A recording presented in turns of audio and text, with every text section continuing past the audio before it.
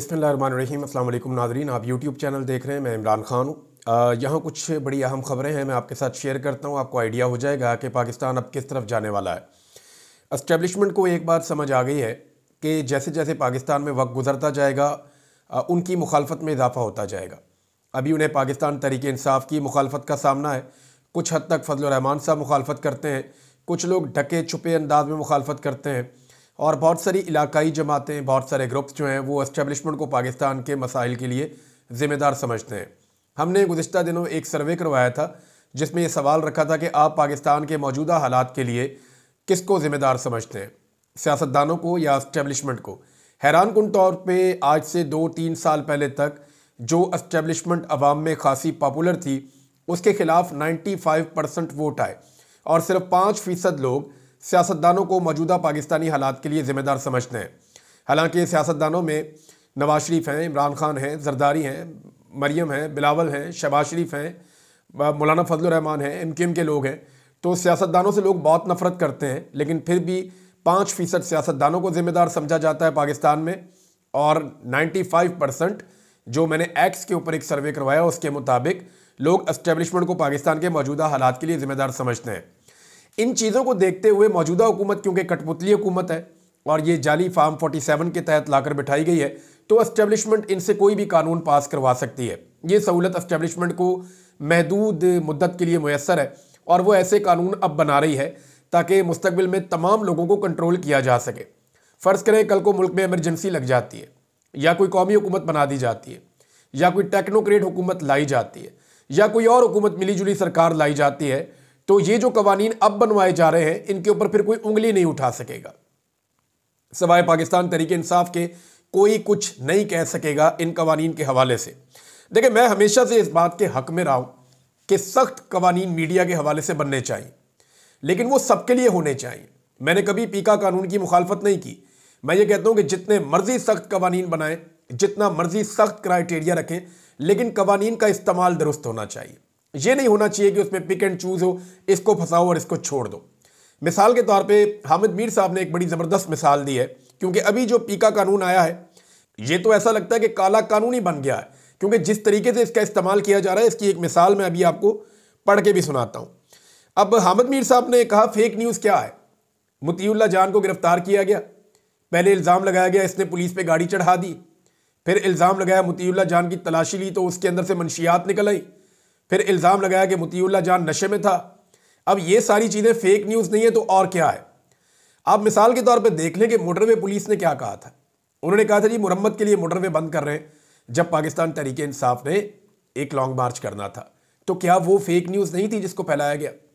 अभी जियो न्यूज़ ने एक फेक न्यूज़ फैलाई, वहाँ से शुरू की, मैं भी उसके चक्कर में आ गया। मैंने कहा इतना बड़ा चैनल है, ठीक बात कर रहा होगा, कि बिलावल को अमेरिका से दावतनामा आ गया और वो ट्रंप की जो सदारत की हलफ बर्दारी की तकरीब है उसके अंदर शामिल होने जा रहा है।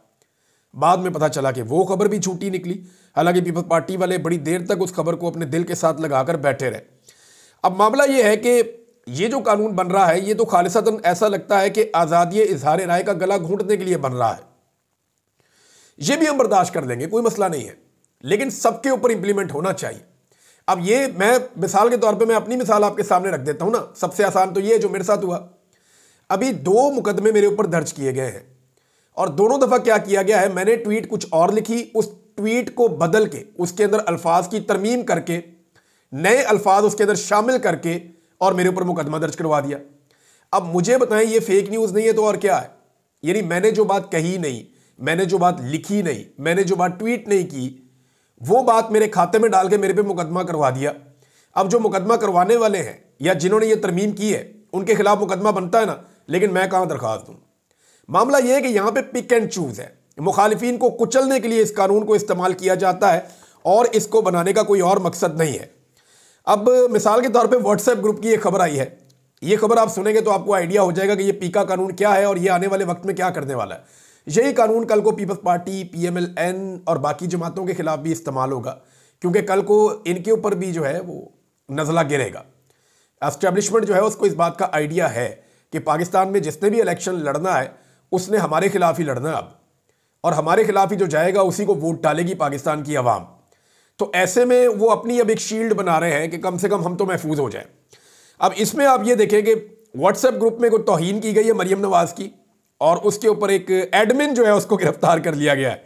यानी अब आप किसी भी एडमिन को गिरफ्तार करवा सकते हैं। पहले एफआईआर देखें आप, एफआईआर बड़ी मिट्टी मिट्टी सी है, लेकिन मैंने बड़ी मुश्किलों से क्लोज कर करके उसको पढ़ा है, तो जो मैं उसमें से लिख पाया हूं वो मैं आपके सामने रख देता हूं। ये जनाब पाकपतन की एफआईआर है। जनाब एसएचओ थाना फरीदनगर, अस्सलाम वालेकुम। मैं ये मोहरज हूं, या अर्ज कर रहा हूं कि मन एसआई शबीर हुसैन, ये शबीर हुसैन साहब सब इंस्पेक्टर हैं, आबिद कांस्टेबल, सरकारी गाड़ी जिसका नंबर GAA है 756, ड्राइवर जिसका खुरम जावेद है और उसका कांस्टेबल नंबर 702 है। सिलसिला गश्त और पड़ताल जराइम, शर्की रेलवे फाटक पर हम मौजूद थे। यानी वो कह रहे थे कि हम गश्त कर रहे थे और गश्त करते करते हम सोशल मीडिया में घुस गए। How is it possible? यानी वो गश्त कर रहे थे, अचानक ही अगला जुमला ये है कि मौजूद हूं कि सोशल मीडिया वजीर आला पंजाब के बारे में तौहीन आमेज बेहुदा किस्म की, जिसमें डर्टी लैंग्वेज इस्तेमाल की गई है, पोस्ट मुलाहिजा हुई। यानी आपको हैरत नहीं हो रही है क्या लिखा हुआ है एफआईआर में? एफआईआर में लिखा है कि पुलिस अपनी गाड़ी पे गश्त कर रही थी। वो एक सब इंस्पेक्टर कह रहा है जनाब मैं गाड़ी में गश्त कर रहा था, एसएचओ साहब, गश्त करते हुए मेरा गुजर हुआ सोशल मीडिया पर से, और वहां मैंने देखा कि मरियम नवाज के बारे में डर्टी लैंग्वेज इस्तेमाल की गई है, एक पोस्ट मुलाहिजा हुई।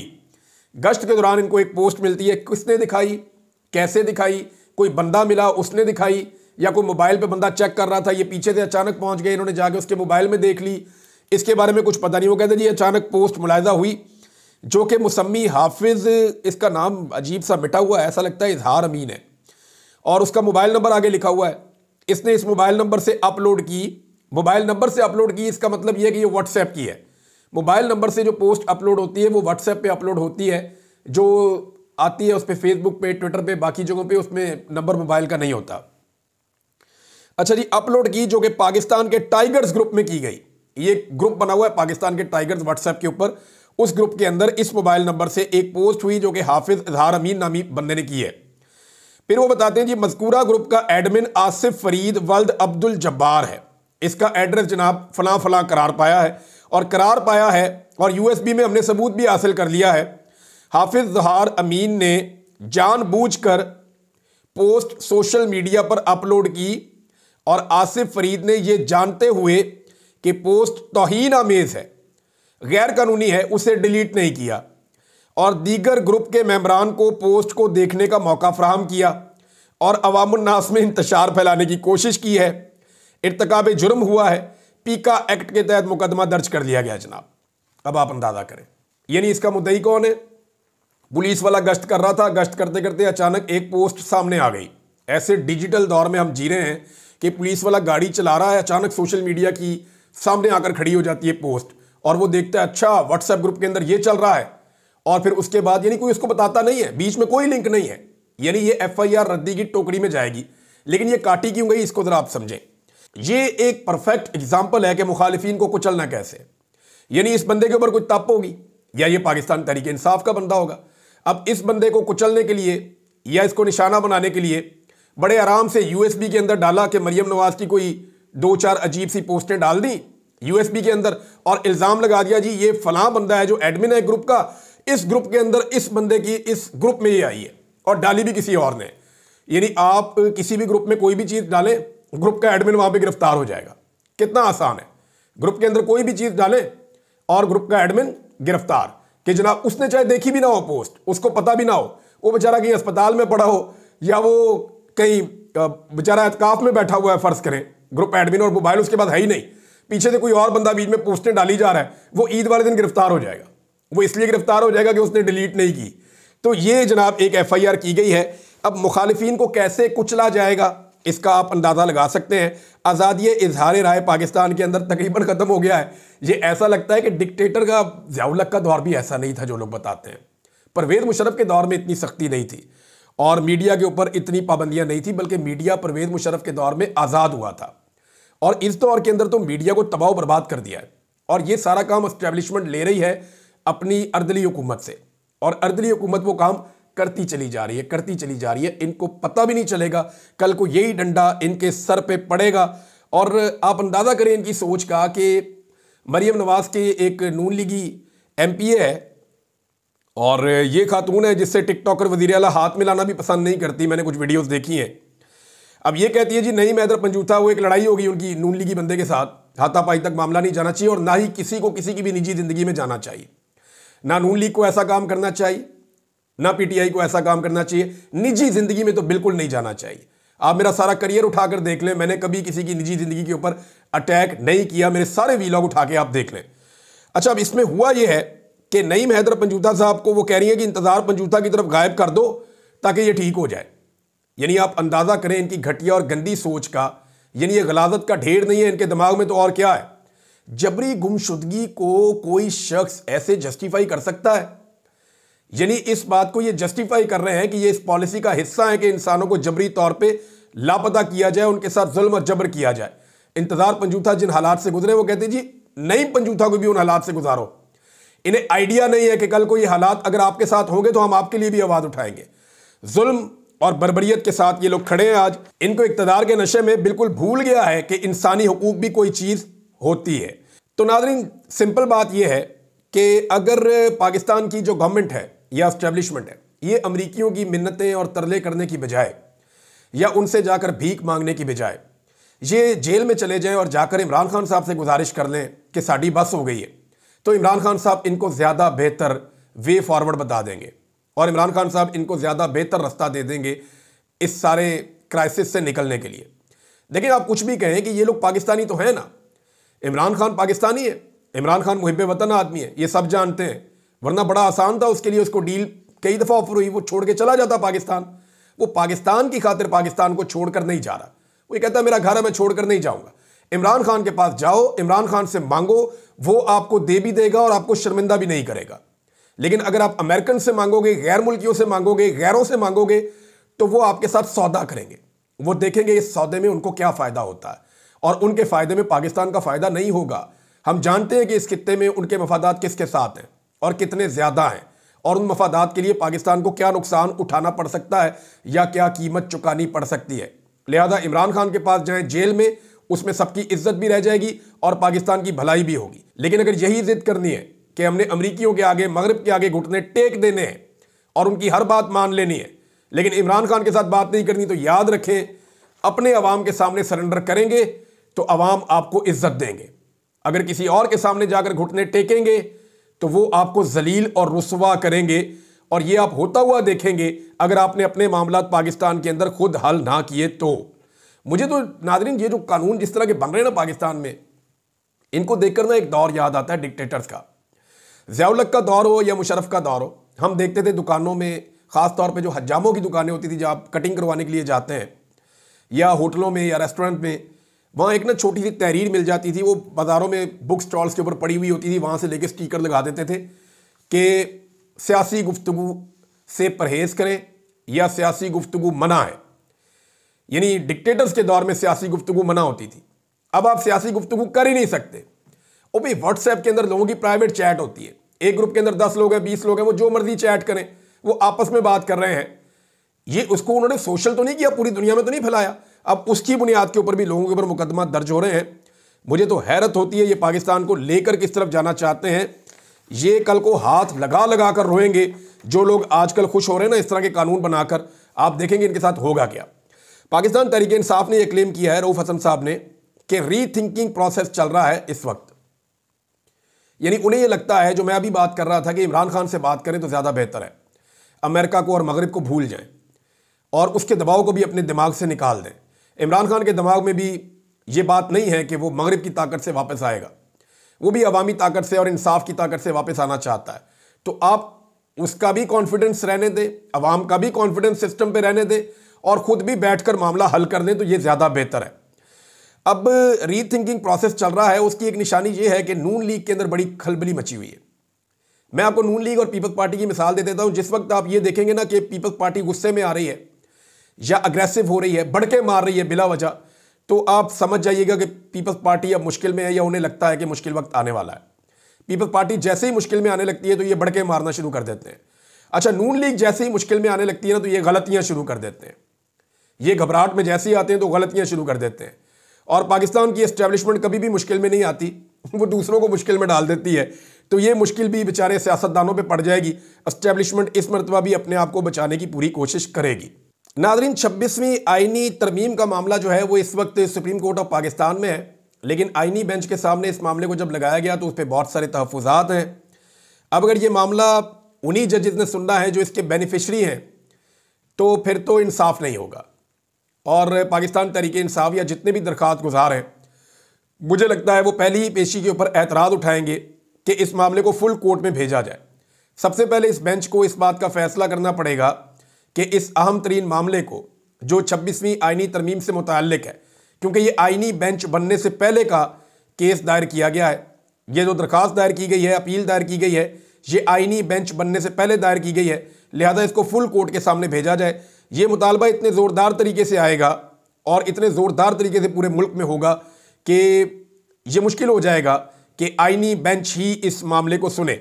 अब देखते हैं होता क्या है, लेकिन 26वीं आईनी तरमीम के नतीजे में जिस तरह से जजों को लगाया जा रहा है ना, अब मुझे ऐसा लगता है कि या तो कोई इनकलाब ही आएगा और इन जजेस को भी पीसीओ जजेस की तरह फारिग करना पड़ेगा, वरना अदलिया का हुलिया जितना बिगाड़ रहे हैं ना ये पूरा निज़ाम मिलके, वो ऐसा लगता है कि अगले 15 से 20 साल तक के लिए इन चीज़ों से या इन तैनातियों से अदलिया के ऊपर बड़े गहरे असरात होंगे। अब सिंध हाई कोर्ट के अंदर और इस्लामाबाद हाई कोर्ट के अंदर जो जजेस लगाए गए हैं उनके ऊपर सवालात उठ रहे हैं। अब पीपल्स पार्टी की तरफ से एक जज ने इलेक्शन लड़ा हुआ है सिंध में जो लगाए गए हैं, ये उमर दराज गोंदल साहब खबर दे रहे थे। उन्होंने ये भी बताया कि एक मुस्लिम लीग नून के रहनुमा है, उनका बेटा भी एक जो है वो जज लगा दिया गया है सिंध हाई कोर्ट में। अब इस तरह जो जजेस लगेंगे जिनकी शोहरत के बारे से या उनकी जानिबदारी के बारे में पहले से मार्केट में खबरें मौजूद हैं, या वकला या जो वकला तंजीमें हैं या जो सहाफ़ी हैं वो इस बारे में जानते हैं, तो फिर इंसाफ के इम्कानात जो हैं उनके ऊपर सवालात उठेंगे। नाज़रीन, आज़म सवाती साहब के हवाले से खबर है, इसमें एक जो स्टेटमेंट है वो आमिर डोगर साहब ने दिया। आमिर डोगर साहब ने कहा कि मेरी रावलपिंडी की खुसूसी अदालत में आज़म सवाती साहब से मुलाकात हुई और मैंने वहाँ इंतहाई दर्दनाक मंजर देखे हैं। जो हमारे कारकुनों के साथ हो रहा है ऐसा जंगी कैदियों के साथ भी नहीं किया जाता। आज़म सवाती साहब जो हैं वो कई महीनों से जेल में कैद है, उनका अभी थोड़े दिनों में दोबारा केस लगने वाला है। पाकिस्तान तहरीक इंसाफ के रहनुमा वहाँ पे ज़्यादा जाते भी नहीं हैं उनको सपोर्ट करने के लिए, हालांकि वो एक बुज़ुर्ग रहनुमा है, उन्होंने इस उम्र के अंदर बहुत कुर्बानी दी है। लेकिन आज़म सवाती साहब के साथ हुआ क्या, ये आज़म सवाती साहब भी अच्छी तरह जानते हैं और इमरान खान साहब भी अच्छी तरह जानते हैं। वक्त आने पे ये सारी चीज़ें खुल जाएंगी। मैं सिर्फ इतना आपको कह दूँ आज़म सवाती साहब के बारे में कि अपने ही गिराते हैं नशे मन पे बिजलियाँ। ये बात अगर किसी पे आज की तारीख में सच्ची और सही साबित हो रही है तो वो जनाब आज़म सवाती साहब हैं। मुस्लिम लीग नून के सहाफ़ी हों या बाकी लोग हों, वो भी अब ये मानना शुरू हो गए हैं रफ्ता रफ्ता कि ये जो कुछ भी हुआ है अलकादर यूनिवर्सिटी केस में, ये केस अब हाई कोर्ट के अंदर टिकेगा नहीं। सारा का सारा इन्हिसार इस बात पे है कि मलिक रियाज की गवाही आ जाए। मलिक रियाज ने बिल्कुल कैटेगोरिकली कह दिया है कि वो किसी किस्म की गवाही नहीं देंगे। अब पाकिस्तान में पहली मरतबा रियासत ने मलिक रियाज के ऊपर अटैक किया है।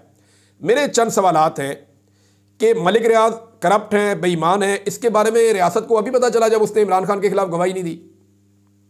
जब मलिक रियाज ने जरदारी के खिलाफ गवाही देने से इनकार किया तब रियासत को नहीं पता चला। जब मलिक रियाज ने नवाज शरीफ के खिलाफ और बाकी लोगों के खिलाफ गवाही देने से इनकार किया रियासत को तब पता नहीं चला। जब मलिक रियाज के पास से रिटायर्ड जर्नैल नौकरियां करने जाते थे, रिटायर्ड ब्यूरोक्रेट नौकरियां करने जाते थे, तब रियासत को पता नहीं चला। जब मलिक रियाज कई कई मिनट के इश्तिहारात टीवी चैनल्स को दे रहा था तब रियासत को पता नहीं चला। जब रियासती इदारे मलिक रियाज से चैरिटी के नाम के ऊपर बेशुमार काम ले रहे थे तब रियासत को पता नहीं चला।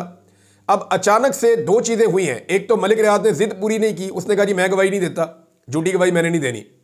और दूसरी चीज़ ये हुई है कि जो रियल स्टेट माफिया है पाकिस्तान में, माफिया इसलिए इसको कहूँगा कि इन्होंने पाकिस्तान का नक्शा ही बदल दिया है।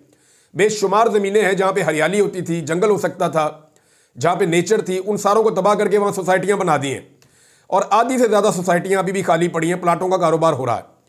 तो रियल स्टेट माफिया के कारोबार को धचका लगा है मलिक रियाज के पाकिस्तान से बाहर कारोबार शुरू करने की वजह से। तो सोने की जो अंडे देने वाली मुर्गी है वो इनके हाथ से निकल गई है।